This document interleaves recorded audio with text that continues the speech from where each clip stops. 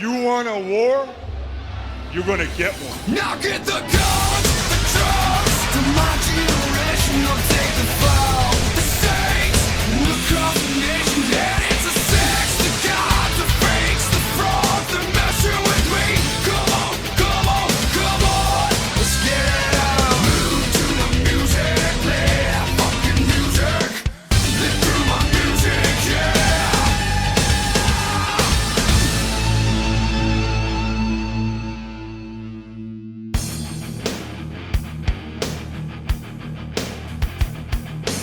Welcome back to Reliving the War and welcome to the 23rd of November 1998. Tonight we've got Raw in Columbus, Ohio, while Nitro takes place in Grand Rapids, Michigan. World War III took place last night and Kevin Nash won the big battle royal. So as it stands right now, Big Sexy's gonna face Goldberg in the Starrcade main event. Check out my World War III video if you haven't done so already. Before we begin our number 1 of Nitro, say hello to this week's jam-up couple. Michael and his wife Jessica met the franchise Shane Douglas recently in Ashburn, Georgia, and Michael made sure to wear his Chinese proverb shirt. Thank you very much, Michael and Jessica, for sending in your photo. Shane looks absolutely delighted. Right, let's get started. Episode 161 of Reliving the War. The commentators on Nitro are all hyped up after Nash's big win last night at the pay-per-view. They also mentioned that Hollywood Hogan wasn't at the show, but he will appear on the Jay Leno show on Thanksgiving. That's great news, I guess. Lex Luger took on Mike Enos in the Nitro opening match, and Mike defeated the total package with this piledriver right here. Nah, only joking, Lex won with a torture rack, of course he did. 2 chin locks in this match from Mike Enos, though they had no effect on Lex. Look at the total package, he can't believe Mike's chin lock game's so weak. Goldberg then arrived to Nitro and he bumped into Kevin Nash outside the arena. If you took World War III last night, what does that make you? Next! Goldberg says being next isn't a safe place to be, just ask your girlfriend. Old William's getting a bit frisky tonight, boys. Billy Kidman gets interviewed by Mean Gene Okerlund. Kidman's happy to get the belt back, but he wants to talk to Rey Mysterio. Mysterio comes out and Kidman says he'd be happy to give Rey a shot at the Cruiserweight belt tonight on Nitro after Rey helped him in his match last night at World War III. The two shake hands and Kidman walks away, but Eddie Guerrero wants to have a quick word with Mysterio. Eddie pulls out a contract and he says Rey can't leave the LWO. Mysterio's bound to the LWO legally and there's nothing Mysterio can do about it. Eddie says Rey acted like a turd last night at the pay-per-view when he threw the LWO shirt in Eddie's face, but it's okay. Eddie got Rey a new shirt that matches the expectations Guerrero has for Mysterio. Rey has no choice, he puts on the giant LWO shirt and he says he'll speak to Eddie about this a little later on.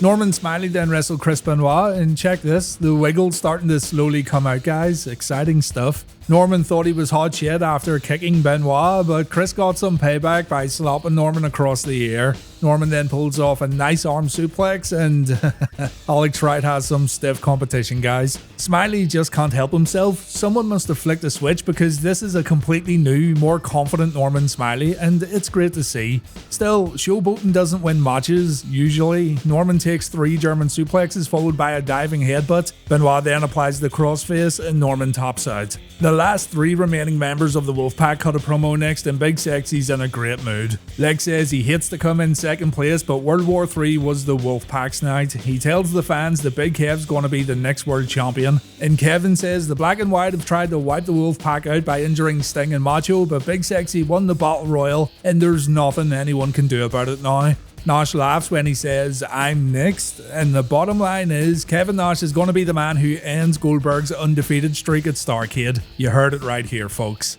After a commercial break, Mean Gene questions Kevin about Scott Hall. Nash says he's still Scott's friend, but the bad guy still needs to prove himself if he wants to settle things. When Mean Gene wants some clarification, Bill Goldberg walks up to Nash, and Nash says, "Watch my back." Goldberg turns around and says Kevin doesn't need to worry about that. Billy Boy wants Nash to see the truck that runs him over at Starrcade. Nash, of course, isn't intimidated.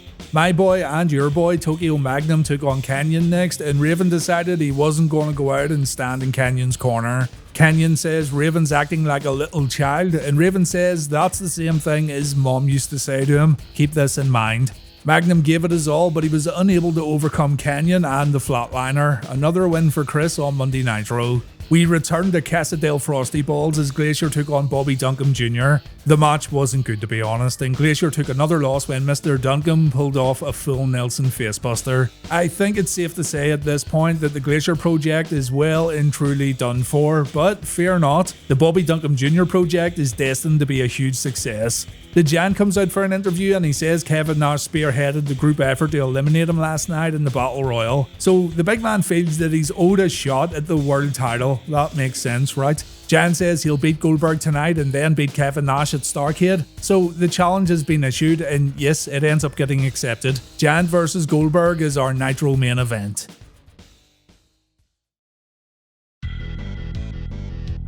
Raw begins with a Vince McMahon promo. On Nitro, it's Saturn vs Silver King. Jim Ross announces that Steve Austin blacked out yesterday at a house show in San Jose, and we'll see footage of that soon. While Jerry Lawler says McMahon's here to announce a new independent commissioner tonight, someone who won't side with the corporation, apparently. McMahon says he had nothing to do with The Undertaker attacking Austin last week before announcing that yes, there will be a new commissioner announced. Sergeant Slaughter's stepping aside to allow a new commissioner to lead the WWF forward. This new commissioner doesn't work under Vince McMahon, however, Stone Cold Steve Austin still has to answer to the chairman. McMahon still makes decisions when it comes to Stone Cold.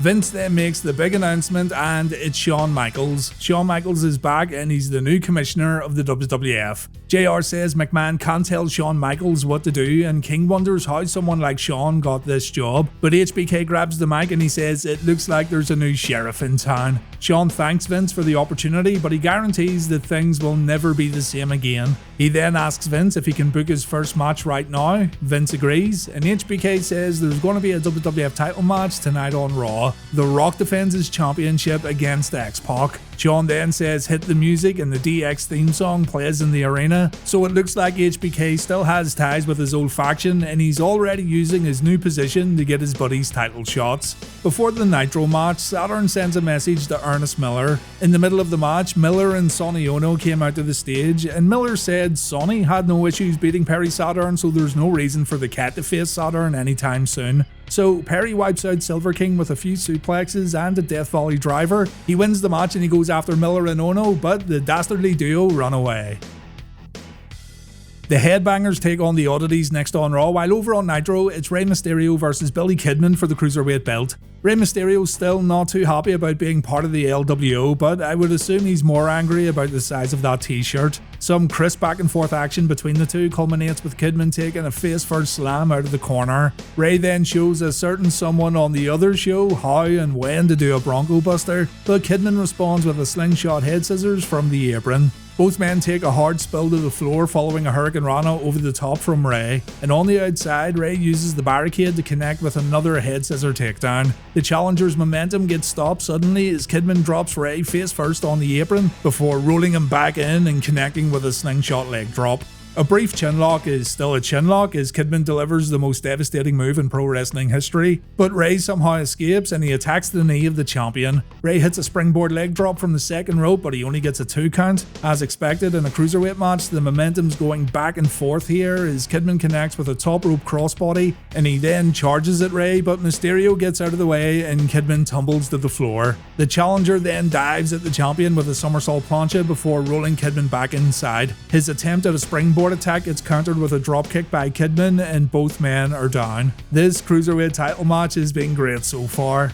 Kidman does slow things down a bit with a seated abdominal stretch before sending Rey into the corner, and the champ then drops Rey with a power slam for a near fall. Rey gets sent out to the apron, but he's able to moonsault back inside. Kidman catches him, but Rey counters and he's able to hit a bulldog out of a code red position. The commentators are in amazement after seeing that move, and I don't blame them. Kidman, on the other hand, favours the basic clothesline to take Rey down, but he's cut off once again as Rey scores with a facebuster. Rey then heads up top, but Kidman cuts him off. Despite this, Mysterio still hits a sunset powerbomb for a near fall. The challenger's now getting a little frustrated because he can't put the champion away. Kidman's able to respond with a tornado bulldog before heading up top, but Rey fights back up and he delivers a superplex. This one's been non-stop as Rey looks to end it with a West Coast pop, but Kidman catches Rey and he plants him with a BK bomb. We then see Eddie and Hoovy of the LWO come down to ringside, but Kidman intercepts Eddie and takes him out with a dropkick and a plancha.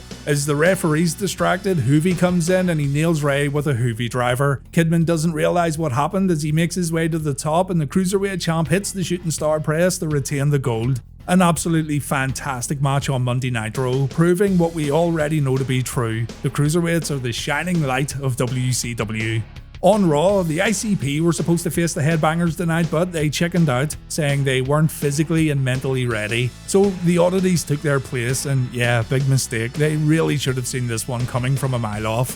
Things were going well for the Oddities, with Kurgan performing a body slam and Golga hitting Mosh with his corner belly bounce. Violent J then got on the apron and he ended up getting knocked down by the big man, and this allowed Thrasher to interfere and help Mosh get a pinfall victory. Violent J then spread paint in Kurgan's face and, surprise surprise, the ICP turn on the Oddities. The Headbangers join in on the attack and the Oddities get completely destroyed right here. Shaggy Two-Dope and Thrasher even cut Luna Vachon's hair as Mosh says this is a new version of the Headbangers. There's no right way, there's no wrong way, there's just the Headbanger way.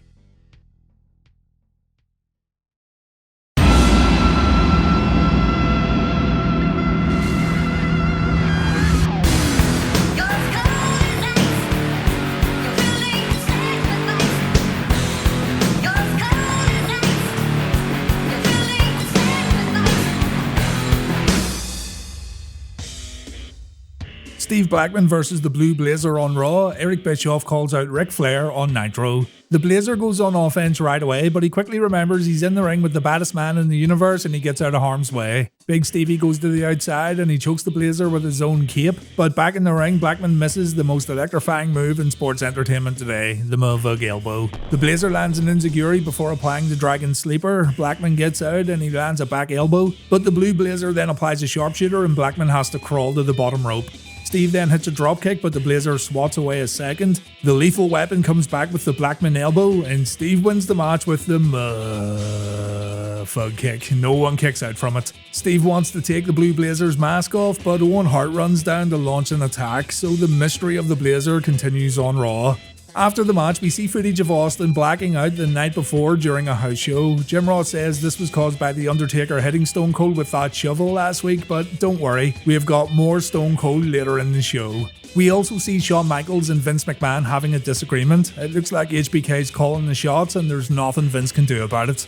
Over on Nitro, Bischoff says it's time to end this feud he's got going on with Ric Flair. He calls the Nature Boy out of the ring, and Flair says he's overwhelmed that Eric has the guts and the courtesy to stand face to face with him. Eric says this feud has affected everyone and it's time for it to end. But first, Flair has to acknowledge that Eric Bischoff runs WCW. Flair says he'll acknowledge that Ted Turner's made mistakes and Eric Bischoff's one of them. Bischoff then says that Rick doesn't have the ability to hire or fire anyone. Remember, Flair hired Barry Windham last week, so Eric wants Barry to come out and get this thing settled. Eric says he's going to predict the future. The man that stands beside Flair right now, one of the old horsemen, is going to knock Ric Flair flat on his ass. Flair says this goes back to tradition and Bischoff not understanding that Windham's a man who walked the aisle, a man who paid the price. He was once a horseman and he can be once again if he wants to be. Eric says that it's he who has the power before slapping Rick across the face, and the crowd goes nuts as Flair attacks Eric.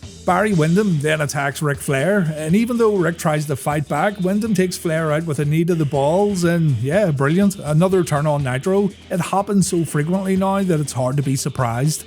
The Horsemen try to save Rick, but they get intercepted by the Black and White. The beating of Ric Flair continues in the ring, and you'll notice old Horace Hogan attacking Dean Malenko's knee on the outside. Bischoff goes out and he announces a match to the cameras. He says, if you want tradition, you'll get Bret Hart versus Dean Malenko tonight on Nitro.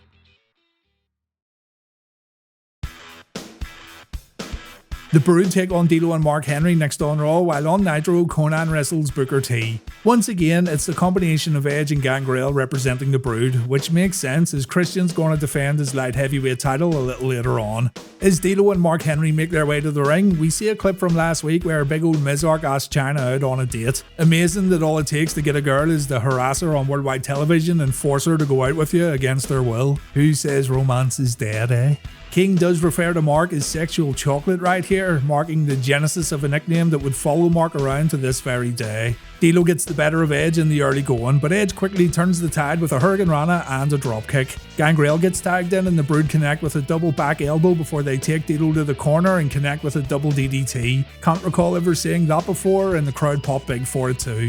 The Brood are properly fanging and banging as they take down the world's strongest man with a double hip toss, but D'Lo nails Edge with a jumping leg lariat. Henry then gets the tag and he grounds Edge with a body slam and a big elbow drop. D'Lo tags back in and he nails his signature running powerbomb before posing on the middle rope, inquiring afterwards as to why the crowd aren't showing him the appropriate levels of approval. Edge continues to get battered as Mark hits a tilt-a-whirl slam, and for some reason, JR continuously refers to how thick Mark is. Steady on now, Jim, there's children watching. A huge power slam from Mark leads to D'Lo going upstairs, but he misses his flip and senton, and this leads to Edge tagging in Gangrel. He takes out both members of the opposition before Edge wipes out D'Lo with a plancha to the outside. Gangrel gets dropped with a military press slam before China appears on the ramp. Mark's absolutely buzzing to see her, but the distraction allows Gangrel to roll him up and the Brood pick up the win on Monday Night Raw. D'Lo's none too happy about the loss, but Mark's just happy to see the ninth wonder of the world.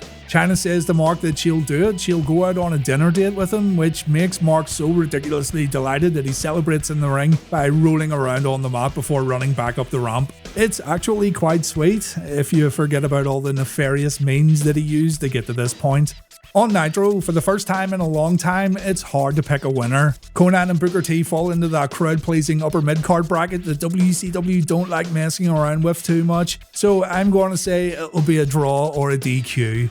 The two trade wrist locks, but it's Booker who gets the better of Konnan. K-Dog goes down after a few forearms and a shoulder block, but Konnan comes back with his rolling lariat. Konnan struggles to capitalise and he ends up going down after a back elbow. Tony Schiavone announces a Kevin Nash vs Wrath match as K-Dog fires back again by drilling Booker's head into the mat. We then see the K-Factor facebuster, but Booker's hard to beat tonight and Konnan takes a spinning back kick followed by the axe kick. Stevie Ray then shows up and he hits Konnan with the slapjack, leading to Billy Silverman calling for the bell and disqualifying Booker T. The brothers argue and Stevie says he beat Konnan in 3 minutes last night while Booker couldn't beat him in 10. Mate, that match wasn't even 5 minutes, but okay. Booker tells his brother to stick with his NWO friends and leave him alone, and Stevie tells Booker he needs to open his eyes and see what's going on, as in he needs to join the NWO. Called it though, I knew there wouldn't be a clear winner in this one. We see Stone Cold getting medical treatment. The doc says he has a serious concussion, so he needs to take his meds and get a good night's sleep. Austin's also advised he needs to take a few weeks off, but that's not going to happen. He takes his pills and we hear his heartbeat rise when Jim Ross asks him how he feels. Austin's pissed off and he says Undertaker and Paul Bearer have hell to pay, but right now it looks like Stone Cold's going to get a good rest and come back fighting very soon. We have Goldust vs Marc Mero next on Raw. On Nitro, Bret Hart cuts a promo. The Hitman's got a little shit on his lip, or maybe that's a shaving cut. Mean Gene says Bret came up short-handed last night, and Bret says he should be the US champion right now. And all these animals out here think they're so happy and full-fed and satisfied. He's an animal!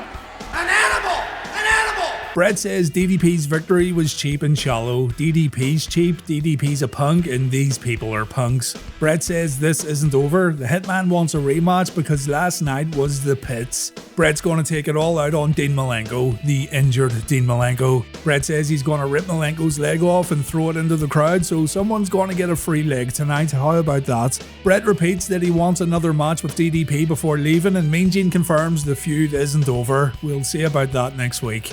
Apparently, the other horsemen have left, by the way, and only Dean Malenko's left in the building. They're all receiving medical attention, we assume, so yeah, not a great night for Stingo Malenko. On Raw, Shawn Michaels is having a chat with his DX buddies, and the boys look happy to see the new WWF Commissioner. The original degenerate must be telling some fine dick jokes right about now, no doubt. During Goldust's entrance, the next In Your House event gets announced by JR, In Your House Rock Bottom. And JR says the show's gonna feature a Steve Austin vs Undertaker Buried Alive match and a WWF title match with champion The Rock defending against Mankind. Already it sounds like a good show. So, another Goldust vs Marc Mero match. Marc throws a few punches and he puts Goldust down with a knee lift just before Terry Runnels makes her way down to the ring. Jerry Lawler says that Terry doesn't look very pregnant to the king. Jerry would know. Goldust takes a crossbody. The fans chant "Take it off" at Terry as Goldust performs a body slam. Jacqueline then begins walking down the ramp, and by the way, Mero dumped Jackie last night on Sunday Night Heat. Mero said Jackie was supposed to take care of Sable and she failed in her mission. Mero gets set up for the Shattered Dreams, but Terry gets on the apron. While the referee's distracted, Jackie hits Goldust with a low blow and Terry gets in the ring to kick Dustin. Terry and Jackie then high-five each other, so it looks like Terry and Jackie have formed an alliance. After the match, Austin talks about the Buried Alive match, but he's getting too fired up and he's advised to get some rest. The lights get turned off in Stone Cold's room so Austin can go Betty buys, but outside the hospital, a hearse is pulled up. This can't be good. By the way, I want to say hi to my one little fan out there. Hello, Smokey, my cat.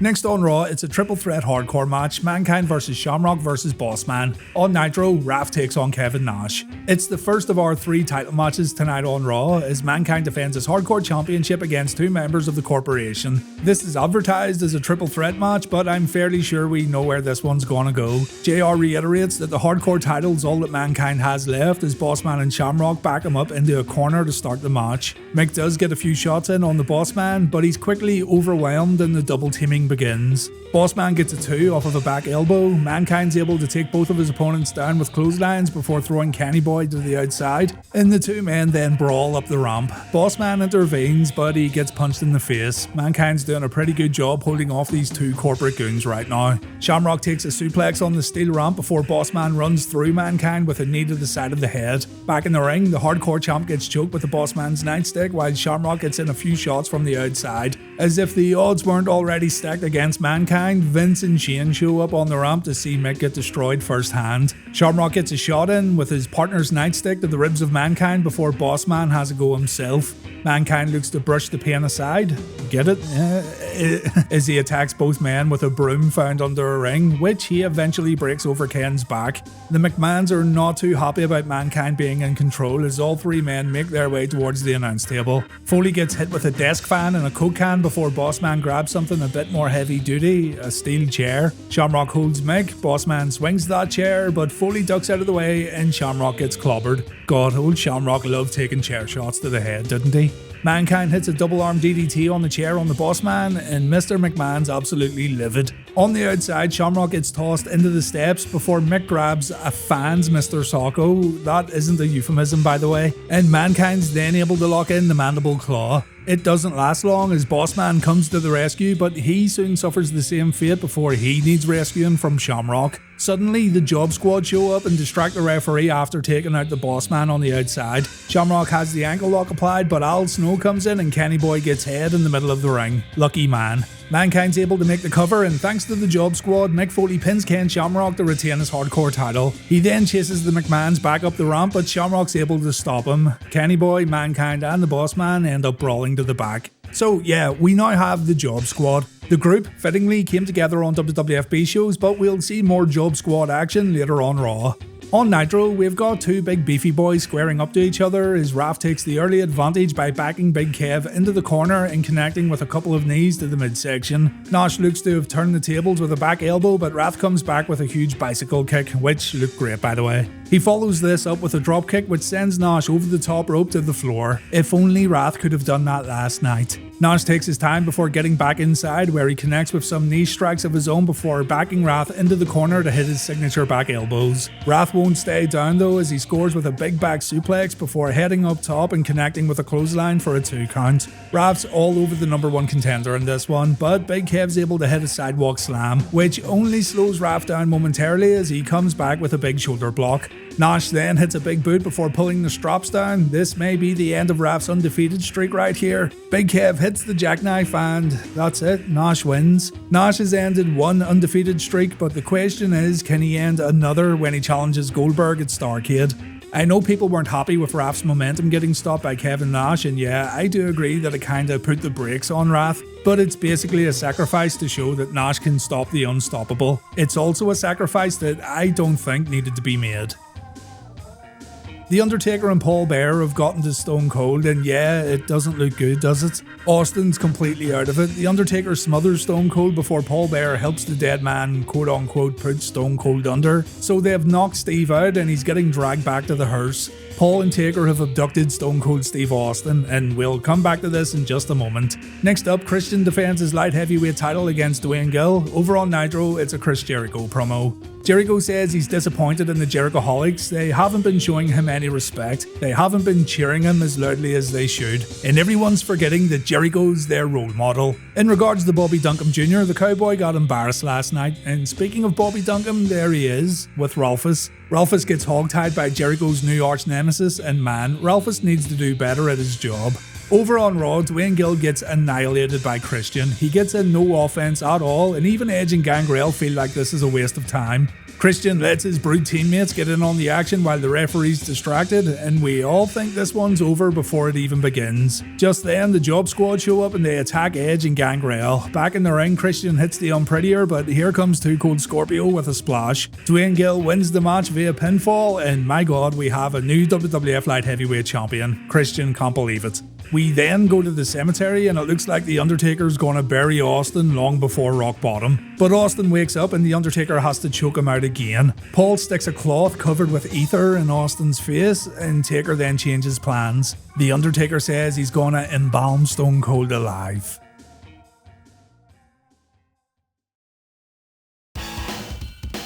Over on Nitro, Ralphus is still hogtied as the NWO's music plays in the arena. Jericho's having difficulties freeing his personal security guard. What's next? Tiger Ali Singh versus The Godfather on Raw. On Nitro, Scott Hall takes on Alex Wright. The Raw match doesn't happen. Godfather offers Tiger a night with his ladies, and I'm probably going to get ripped apart for saying this, but this is going to get old really quickly. Steve Regal shows up and he says he got screwed over by the Godfather last week and Tiger really shouldn't trust this guy. And Regal also calls the Godfather's girls a bunch of sloppers. Tiger and Regal end up double teaming the Godfather and Val Venus runs down for the save. The 4-man brawl and officials have to break things up. Regal and Tiger retreat while Val Venus gets a freebie tonight. I guess it was worth it. Backstage, Shawn Michaels is having words with the corporate champ and things are getting heated. He then talks to Earl Hebner and it looks like Shawn's throwing out the rule book. Looks like old HBK has something planned for tonight's main event. On Nitro, Scott Hall's now a lone wolf. He acknowledges what Nash said earlier about having to prove himself again, but Hall doesn't seem too interested. Scott says he's only interested in proving things to himself, so Hall isn't affiliated with either NWO group.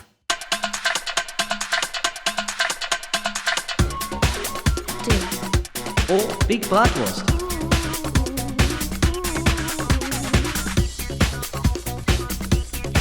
I can't see Alex winning this one if I'm honest, but let's see how badly he loses. He takes the toothpick in the face and he surprises Hall with an arm drag. Alex then counters a back suplex and he walks across Scott's back, and Das Wunderkind pays for this dearly with a few right hands followed by a hard clothesline out of the ring. Alex then goes to leave, but he has a change of heart. He pulls Scott out of the ring and he stays on Scott with right hands and a big European uppercut. And back in the ring, Alex gets some great elevation with a missile dropkick. Hall comes back with right hands followed by a discus punch. We then see Scott's signature fall-away slam and the bad guy says that's it. Alex takes the outsider's edge from the now babyface Scott Hall, and Scott Hall wins on Monday Nitro. No surprises here. Next up on Raw, it's the Outlaws versus Bob Holly and Scorpio of the Job Squad. On Nitro, it's Dean Malenko versus Bret Hart. Ladies and gentlemen, boys and girls, children of all ages,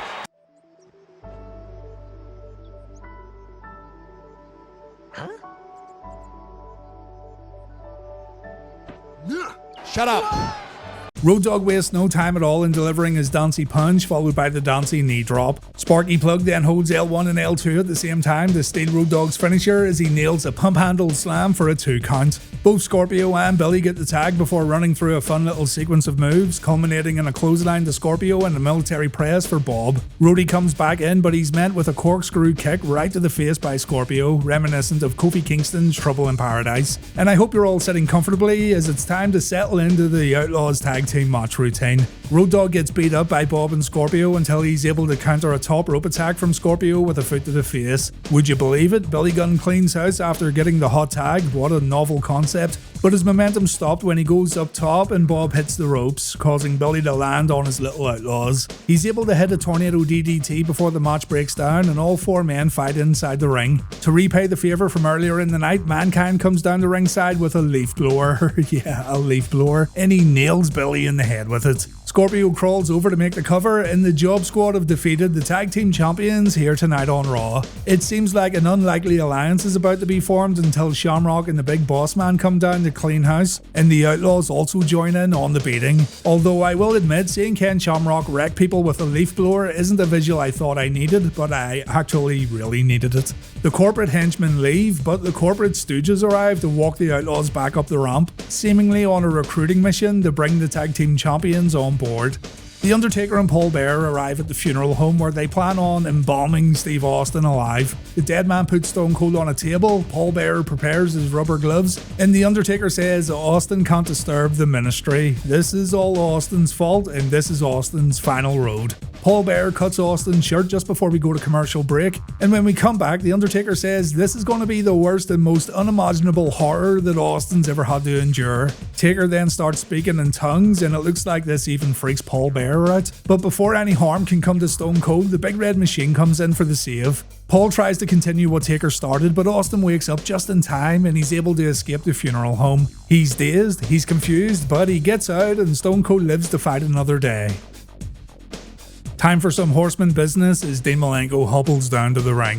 Mike Tenay mentions on commentary that this is the first time these 2 men will hook it up, and under normal circumstances, it would be a contest that's too close to call. The hitman looks absolutely delighted as he makes his way out, safe in the knowledge that Smokey the Cat's cheering him back in Calgary. Malenko's rightly cautious at the start of this one, and with that knee heavily bandaged, you really can't blame him. Bret immediately goes for the leg with shots in the corner as Malenko then gets choked out by the best there is. Dino finally gets some offense in, knocking Bret down with a right hand before connecting with a few kicks of his own in the corner, all while still selling the injured knee. The hitman rolls outside to catch a breather as Nitro takes a commercial break. We come back to see Malenko laying in punches in the corner before taking Bret out with a suplex, and then he immediately clutches his injured knee. Bret tries a suplex of his own, but Dean counters with an inside cradle, but he only gets a 2. Bret does regain control with his signature backbreaker, but he then falls victim to his own rope as he misses his follow-up elbow. The 2 men get to their feet and Dino locks in a sleeper. This allows him to keep the pressure off that leg for a bit. Bret looks to beg off Malenko, but Dino's having none of it as he rains down blows on the hitman in the corner. Bret's able to kick Dino's leg out of his leg and he retakes control, dropping all his weight down on the knee. And Enziguri's able to buy Malenko some time, but it's not enough as Bret goes back on the attack, choking the Iceman on the ropes.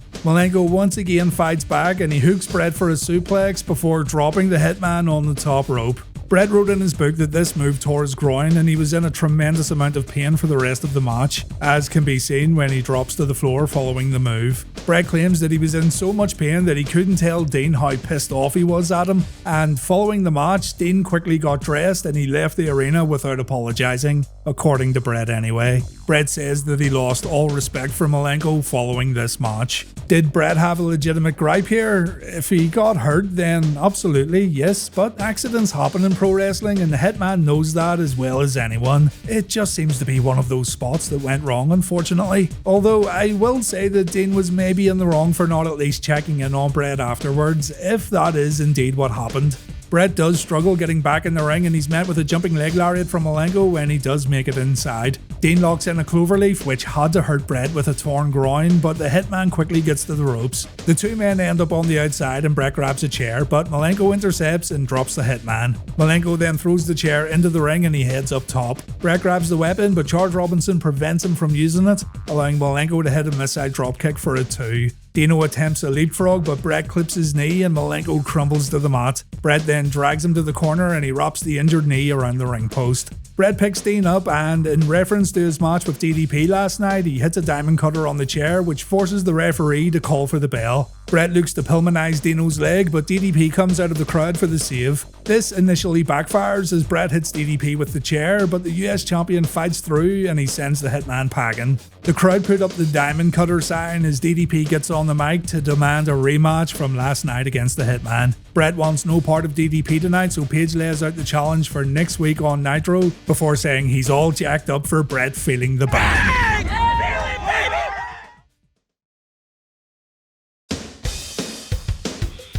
Nitro ends with Goldberg versus the Giant. On Raw, it's The Rock versus X-Pac. So the Nitro match is very short. Goldberg strikes the Giant, but the big man comes back with a corner clothesline and a boot to the head. Goldberg then gets chokeslammed, he kicks out of the Giant's finisher, the Giant gets sent to the corner and we see the spear. The Giant then gets jackhammered and it's still an amazing sight to behold. This means Goldberg retains his championship and this means we need to check in on the streak counter. According to Michael Buffer during Goldberg's entrance, the undefeated streak was at 162 and after the Giant match it was at 163. The last time we checked in on the streak was back at Halloween Havoc when it was 147, so they've definitely boosted the numbers. On the 5th of November, Goldberg defeated the Giant in a WCW Thunder Dark match. On the 6th, 7th and 8th, he beat the Giant again at house shows. He then beat Ming in a 2-minute match on Nitro Extra, and of course he beat the Giant again here on Nitro. By our count, that means Goldberg is actually at 153 wins in 0. Once again, Bam Bam Bigelow attacks Goldberg at the end of Nitro. This is how the show ended. Security men run in and Bam Bam gets escorted back up the ramp, and then Kevin Nash comes down to fight with Goldberg. This is how Nitro ends. Over on Raw, Shawn Michaels sends the Outlaws back to the locker room along with Ken Shamrock and the Big Boss Man. This is going to be a one-on-one fight with no interference. HBK watches on as The Rock tries to get in a cheap shot after a clean break, but X-Pac dodges it. Kid pulls off his jumping clothesline and Rock seems a little taken back afterwards. And the Great One takes a deep breath as the fans chant "Rocky sucks." X-Pac takes a swinging neckbreaker before getting clotheslined out of the ring. X-Pac then gets his little degenerate smashed on the ring post and Shawn's now looking a little concerned about his buddy. Back in the ring, Pac gets floored with a right hand and a clothesline before Rock applies the corporate chin lock. Not once, but twice. See, Rock's working like a real champion now. Vince and Shane McMahon then come out to get a closer look at the action as X-Pac performs a spinning back kick followed by a spinning wheel kick, and Pac's then able to hit the Bronco Buster. Rock replies with a Samoan drop, but X-Pac hits the X Factor. The champ's able to kick out of the cover though, and Waltman gets planted with a power slam. Rocky then brings a chair into the ring and HBK intervenes. He takes the chair away from Rock and he smacks X-Pac with it. Shawn Michaels is part of the corporation, ladies and gents. The match ends with a people's elbow, Rock wins via pinfall, and Shawn Michaels raises the Rock's hand in the middle of the ring before running away when the Outlaws show up. Bossman and Shamrock take care of DX, and just before Raw fades out, we get treated to this visual right here. That's going to stay burned in your mind for a very long time, folks.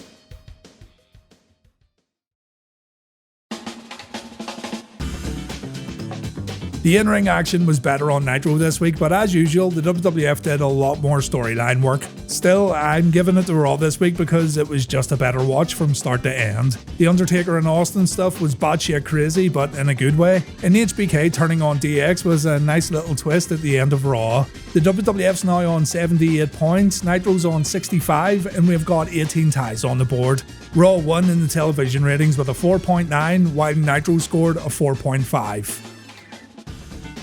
Next week on Raw, Stone Cold's in the arena and he's got payback on his mind. X-Pac and Shawn Michaels have a discussion in the middle of the ring, and we see what happens on Mark Henry's date with China. On Nitro, we've got Eddie Guerrero versus Billy Kidman, Dean Malenko versus Barry Windham with Dusty Rhodes serving as the referee, and we'll also see the contract signing for the Starrcade 1998 main event.